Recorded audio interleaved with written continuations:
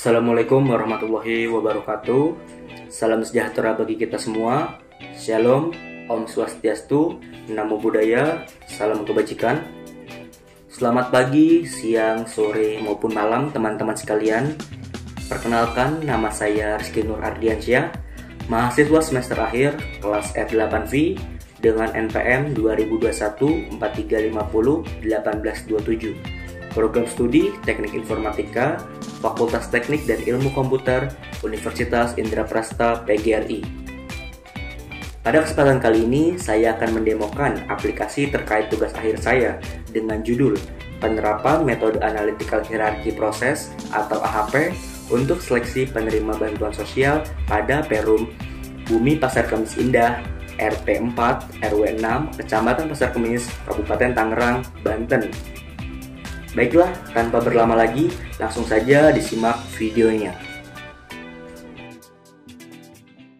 Langkah pertama untuk memulai aplikasinya, teman-teman bisa persiapkan exam PP-nya. Di sini exam PP fungsinya untuk mengaktifkan dari server webnya, yaitu Apache-nya, dan bisa juga MySQL-nya sebagai database. Di sini sudah nyala ya, karena sebelumnya sudah saya nyalakan. Coba kita mulai dari matikannya dulu. Nah, ini posisi mati ya teman-teman, jadi datanya harus kita nyalakan bagian Apache dan MySQL saja. Jika sudah berubah menjadi stop gini dan tertera beberapa angka ini, itu tandanya sudah aktif atau sudah bisa dijalankan. Setelah itu kita masuk ke bagian aplikasinya. Di sini saya menggunakan NetBeans sebagai pembantu dari pembuatan aplikasi ini. Saya menggunakan versi yang 8.2. Kita klik ya. Ini tampilan awal dari NetBeans-nya ya. Di sini saya menamai dengan SPK penerimaan bansos, di mana ada beberapa package. Yang pertama bantuan aset, bantuan controller, bantuan custom, bantuan main, bantuan model, bantuan report, bantuan util, bantuan view. Kita langsung kita run. Di sini teman-teman bisa run di mana saja, tapi saya akan coba run di bagian sini. Bisa melalui run yang ada di sini, atau bisa juga klik kanan dan run. Nah, ini tampilan awal ya teman-teman dari login aplikasi yang saya gunakan. Dengan judul di sini saya menyebutkan penerapan metode AHP untuk seleksi penerima bantuan sosial bagi warga. Berbeda dengan judul yang saya gunakan di tugas akhir, di sini untuk mempersingkat saja dan memperjelas. Di sini kita harus memasukkan username dan password sebelum masuk ke langkah berikutnya. Kita masukkan di sini passwordnya. Username juga jangan lupa. Di sini teman-teman bisa menampilkan passwordnya, bisa juga menutup passwordnya. Setelah itu masuk ke login. Oke, ini contoh dari login yang berhasil. Jika tidak, di bagian awal itu akan muncul notifikasi username dan password salah. Mengapa bisa begitu? Karena username dan password sudah saya masukkan di database. Jadi ketika teman-teman ingin mengubah, harus mengubah di bagian database-nya. Di sini tampilan awal dari dashboard-nya. Saya ada beberapa menu. Yang pertama dashboard, data warga, pembobotan warga, kriteria, subkriteria, peringkat, laporan, dan logout. Di sini ada data warganya 64, pembobotannya 64, karena sebelumnya sudah saya masukkan atau sudah saya input. Jika belum diinput, maka akan berubah menjadi 0 data warganya dan pembobotannya warga juga 0. Kita masuk ke bagian data warga dulu. Nah, di sini sebelumnya ada data yang sudah saya masukkan. Di sini data aslinya ada 63 data warga di lokasi penelitian saya. Jika teman-teman ingin menambahkan datanya, bisa klik di button tambah. Di sini kita masukkan, ada tertera beberapa bagian yang harus diisi, NIK, nama, nomor telepon, dan alamat. Misal NIK-nya, namanya,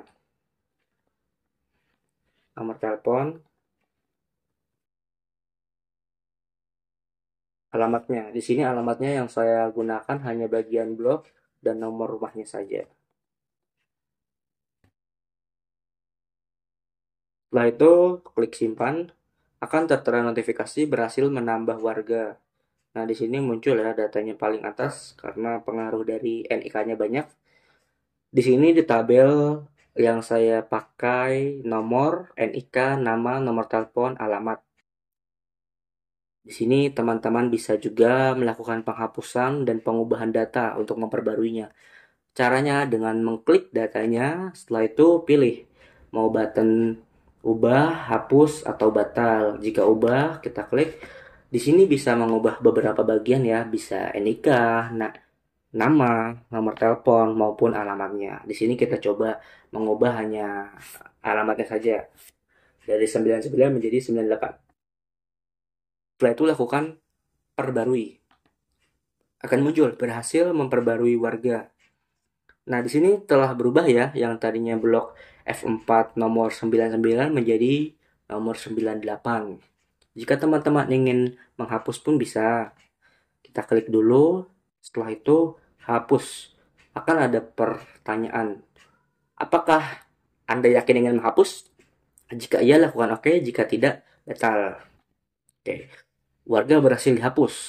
Tertera notifikasi seperti itu. Selanjutnya, bagian sini ada cari data warga, di mana jika teman-teman ingin mencari tanpa perlu mencari dari atas sampai bawah secara lama, cukup kita cari datanya saja. Misal kita ingin mencari data atas nama Tukiem, cukup kita klik di sini, kita klik Tukiem. Nah, akan muncul ya datanya yang kita cari. Jadi tidak perlu repot dari atas sampai bawah di scroll. Oke, selanjutnya kita masuk ke bagian pembobotan. Nah, ini pembobotannya sudah dilakukan ya. Di sini ada tabelnya nomor, ID pembobotan, NIK, nama, nomor telepon, pekerjaan, penghasilan, tanggungan, kondisi rumah, dan usia. Datanya masih 63 karena yang tadi sudah kita hapus. Jika teman-teman ingin mencoba, kita tambah dulu dari data warga tadi.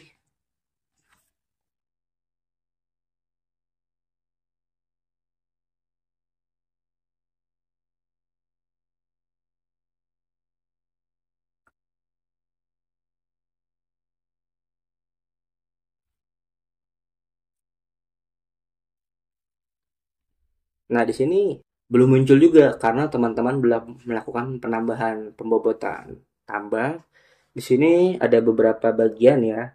ID pembobotan ini secara otomatis akan berurutan dari awal hingga data paling akhir. Teman-teman cukup mengklik pencarian NIK, dicari datanya. Misal Rizky. Nah, di sini untuk nama warga tidak bisa diubah, nomor teleponnya juga tidak bisa diubah. Di sini ada beberapa bagian yang menjadi subkriterianya dan kriterianya. Di sini kriteria pekerjaan, penghasilan, nanggungan, kondisi rumah. Pekerjaannya, di sini ada 4 pilihan, ada tidak bekerja, pekerjaan tidak tetap, pegawai kontrak atau pegawai swasta, atau karyawan swasta maksudnya, PNS atau pegawai tetap. Teman-teman bisa pilih, misal kita pilih PNS. Untuk penghasilannya tertera di bawah 1 juta per bulan, 1 juta 1 sampai 2 juta per bulan, 2 juta 1 sampai 3 juta per bulan, dan lebih dari 3 juta per bulan. Misal kita pilih yang 3 juta, lebih dari 3 juta per bulan. Untuk tanggungannya, misal tanggungannya mau berapa? Lebih dari 5 orang, 4 sampai 5 orang, 2 sampai 3 orang, 1 orang. Untuk tanggungan ini kita sesuaikan dengan tanggungan dari si kepala keluarga. Misal tanggungannya 2 sampai 3 orang. Untuk kondisi rumahnya, di sini ada 4 pilihan juga. Masih mengontrakkan, tidak layak huni, semi permanen atau permanen. Di sini semi permanen adalah yang belum lunas ya, teman-teman. Sedang tahap proses, dan yang permanen ini yang sudah lunas. Gitu. Di sini usianya, usia misalkan ada juga di sini pilihannya lebih dari 50 tahun, 40 sampai 49 tahun, 30 sampai 39 tahun, dan kurang dari 30 tahun. Misalkan kita 30 sampai 39 tahun. Kita klik simpan. Nah, di sini berhasil menambah bobot warga ya, data yang tadi kita lihat nih. Nah, Rizky ini masuk paling akhir karena posisinya dia data terakhir dengan data-datanya sebagai berikut. Oke, selanjutnya di sini kita ke proses berikutnya, yaitu melakukan menu kriteria. Di sini sebelumnya karena sudah saya input ya, bobotnya itu sudah tertera. Baiknya kita hapus untuk mengetahui dari awal. Kita hapus. Apakah Anda ingin mereset semua bobot kriteria? Kita lakukan saja. Oke. Bobot kriteria berhasil di-reset. Kita melakukan penginputan. Tertera di sini beberapa catatan untuk memudahkan. K1 itu pekerjaan, K2 penghasilan, K3 tanggungan, K4 kondisi rumah, K5 usia dengan intensitas kepentingannya dari 1 sampai 9, lalu ada 2,4, 6, 8 dengan keterangannya sebagai berikut. Untuk memulai kita bisa masukkan matriks perbandingan berpasangannya. Di sini kita masukkan angka-angka ganjil saja, contohnya 1, 3, 5, 7, 9.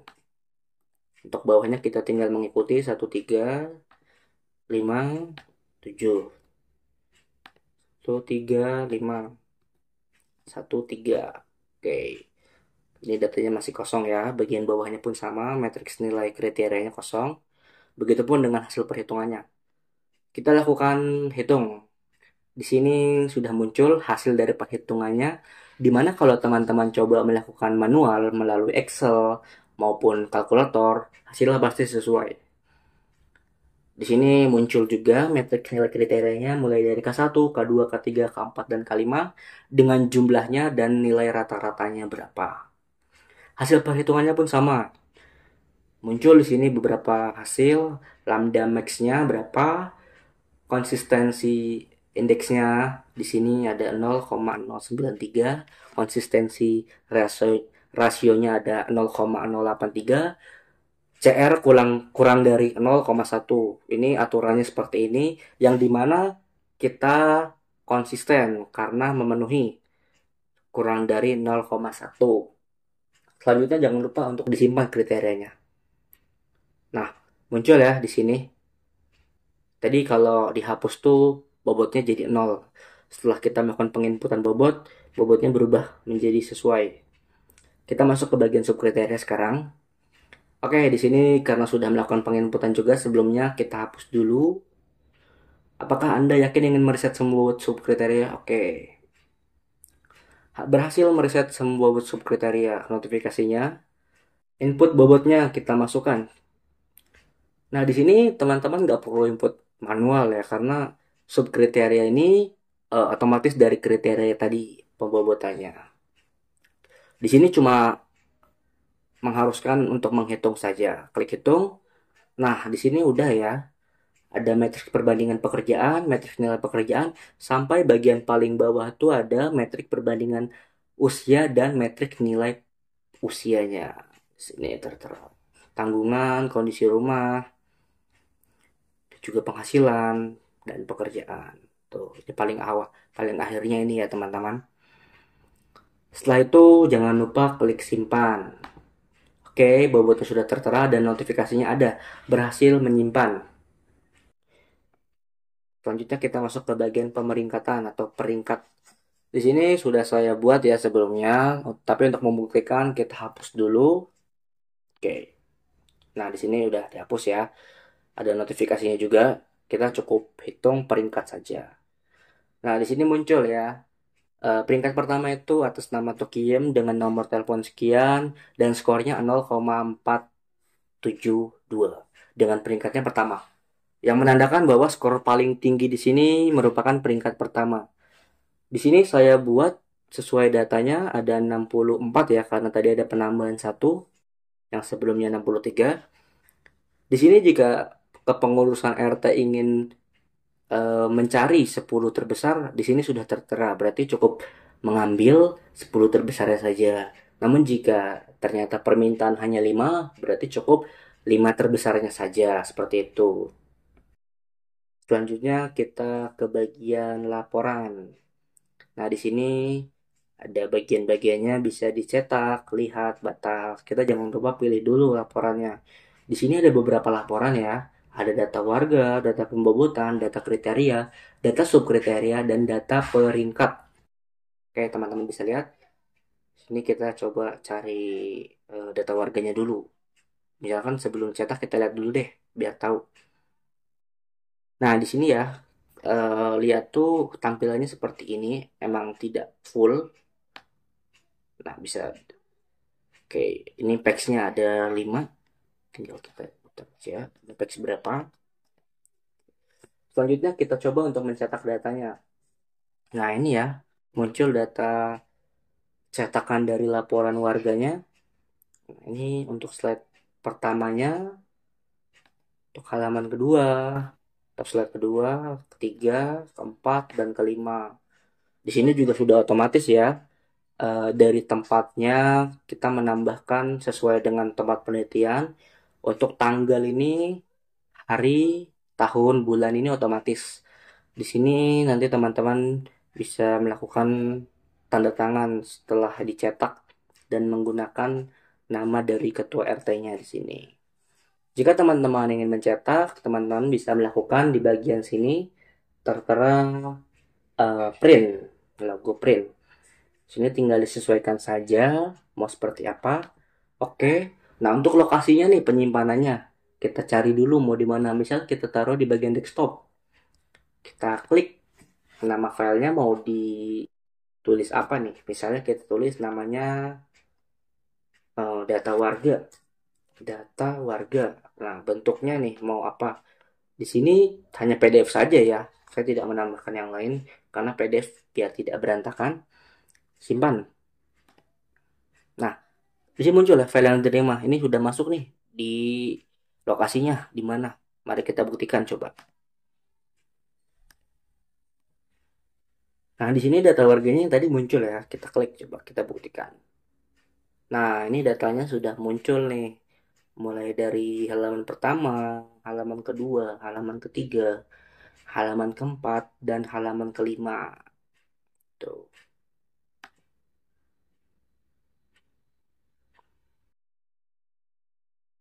Oke, kita masuk lagi ke bagian aplikasinya tadi. Nah, di sini kita lihat yang data pembobotan, cetak. Nah, yang pembobotan sama ya, ketika teman-teman melakukan pencetakan pun sama. Jadi kita cetak coba. Nah, di sini kita ketik data apa pembobotan. Oke. Nah, di sini muncul juga ya, nanti bisa dilihat di bagian desktop. Kita langsung masuk ke data berikutnya aja. Sini kriteria kita cetak. Sama ya muncul laporan data bobot kriterianya. Di sini yang muncul ID kriteria, nama, dan bobotnya. Tuh. Kita coba cetak juga. Cetak. Kita kasih nama data kriteria. Oke, di sini muncul ya teman-teman. Kita lanjut ke bagian data subkriteria. Kita cetak. Nah, di sini tara-tara juga ya sudah deh. Tinggal kita bisa diperbesar, bisa diperkecil. Tinggal print, kita cetak, kita beri nama, bisa data subkriteria. Oke, lalu simpan. Oke, sini udah tertera ya, file udah masuk nih. Terus kita ke bagian peringkat cetak. Nah, ini peringkatnya ya. Tadi 10 besarnya itu dari Tokiem, Sutarto, Purwanto, Tarso, Sukina, Suradi, Supriyono, Sutoso, Kisno, Sarmin. Itu yang 10 besar. Nah, tadi kan kita sempat masukin ya data atas nama Rizky. Kita cari nih, dia peringkat keberapa. Di slide pertama nggak ada, berarti dia nggak masuk di bagian pertama. Slide kedua ada nggak nih? Slide kedua juga nggak ada. Nah, kita cari coba slide 3. Nah, di sini ada ya slide ketiga nih, Rizky nih. Dia mendapat skornya itu 0,072 dengan rankingnya ini 62 gitu. Dan ini kenapa dia bisa sama antara atas bawah nih? Biasanya disesuaikan dengan kebutuhan. Mulai dari kriterianya tadi, dari penghasilan, terus pekerjaannya usia, terus kondisi rumahnya bagaimana, dan tanggungannya itu disesuaikan gitu.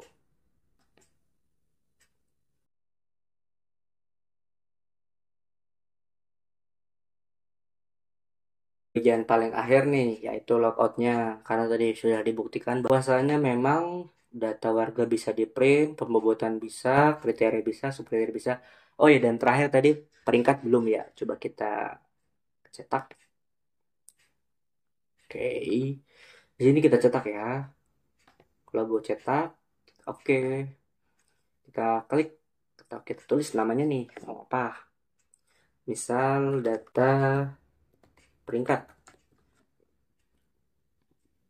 Nah, di sini udah muncul ya. Udah masuk ke lokasi kita. Kita tutup. Oke. Selanjutnya tahap terakhir nih. Tahap terakhir logout. Nah, di sini ada pertanyaan nih atau apa ya untuk memvalidasi apakah betul Anda ingin keluar. Jika yakin, oke. Jika tidak, batal. Oke. Nah, kita kembali ke tampilan login lagi dari awal tadi. Oke, teman-teman. Eh, mungkin untuk kali ini videonya sampai di sini dulu. Dimana semoga video ini dapat memotivasi teman-teman sekalian. Barangkali ada yang masih kebingungan untuk mencari judul, mencari referensi, bisa cek di video ini langkah dari awal sampai akhir. Sekian, terima kasih. Semoga bermanfaat. Bagi teman-teman sekalian, jika ada yang ingin bertanya mengenai video tersebut, baik dari aplikasinya, teman-teman bisa menghubungi email yang tertera. Dengan senang hati, saya akan memberikan bagaimana cara pembuatannya. Selanjutnya, saya tutup. Assalamualaikum warahmatullahi wabarakatuh. Shalom, salam sejahtera bagi kita semua. Om Santi Santi Santi Om. Namo Buddhaya, salam kebajikan. Sekian semuanya. Sampai jumpa.